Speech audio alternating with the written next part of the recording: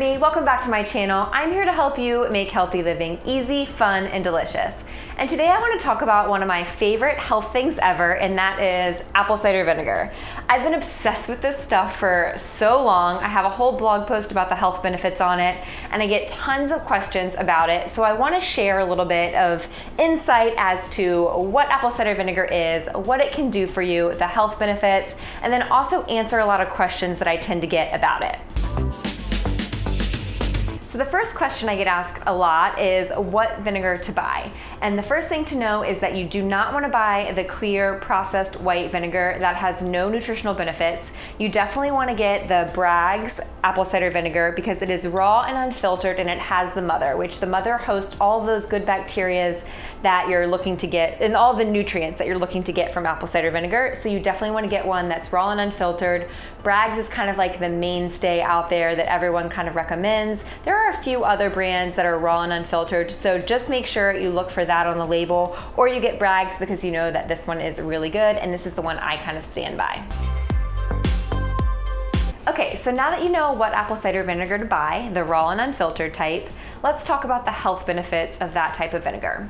So the first is that it's rich in acetic acid, which this is what balances out your blood sugar levels. It reduces your sensitivity to insulin and helps slow the digestion of starch.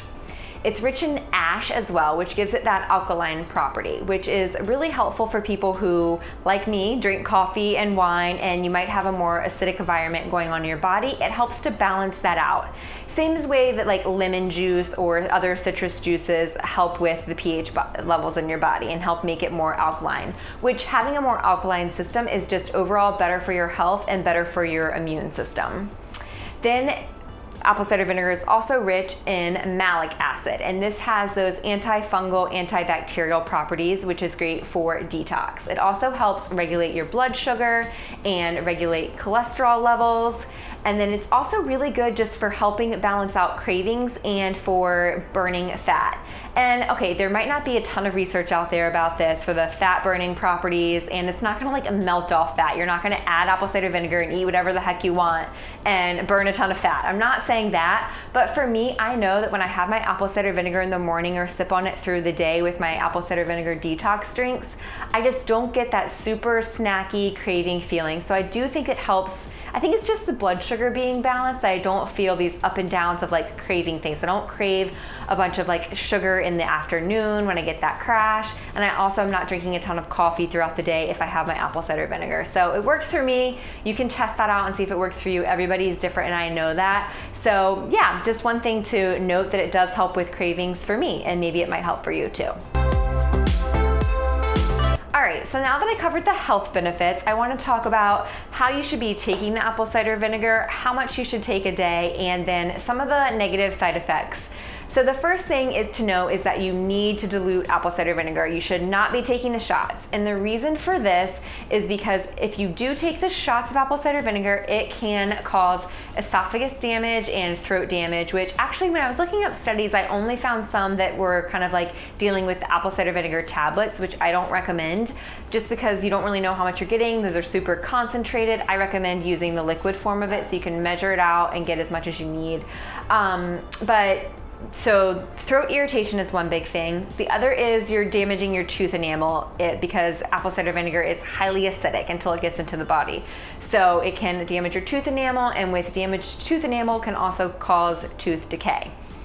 Also, there's blood sugar issues. Like I said, apple cider vinegar does help regulate blood sugar and kind of slow the digestion of starches, which can be an issue for people who are diabetic or hypoglycemic. So if that's you, just keep that in mind, or maybe consult your doctor before using apple cider vinegar. And the last piece of this is potassium balance. With prolonged use of apple cider vinegar, it can lower your potassium levels, which is not a good thing for people who are diabetic or on insulin or diuretics. So just keep that in mind. Those are the big things to note with the side effects of apple cider vinegar. In terms of how much apple cider vinegar to take per day, the recommendation that I found through my research is no more than 2 tablespoons. And if you're just starting out, you haven't tried apple cider vinegar before, and you're just gonna start adding it in, I'd start even lower than that, maybe around 1 teaspoon or so a day, and then work your way up.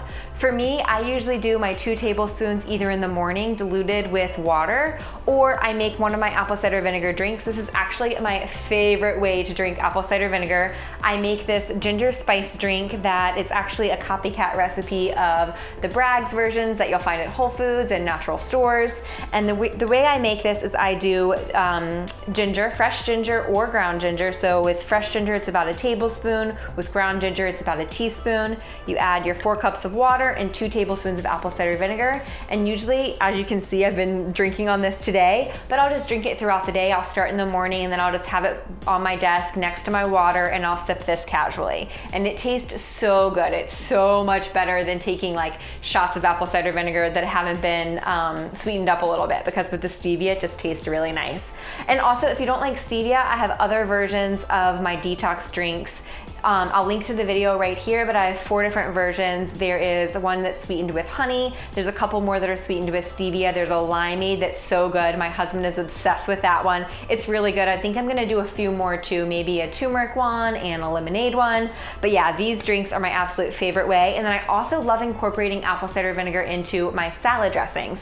You guys know I'm a huge fan of salad every day, having one salad every day, and making these apple cider vinegar salad dressings is the perfect, easy way, another really tasty way to include apple cider vinegar and get those benefits.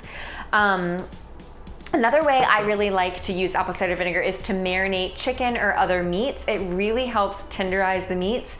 And I have an apple cider vinegar chicken marinade that I absolutely love. You'll have to check that out. I'll put the link below in my description so you can click and check that out too.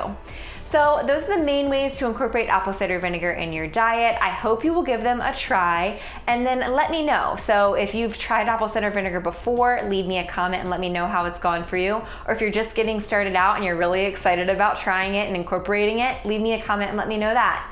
And then don't forget to hit like, hit subscribe. I come out with a new video covering different health topics, sharing what I'm eating, sharing recipes every Tuesday. So I'll be back next Tuesday with a new video for you. So look forward to seeing you then.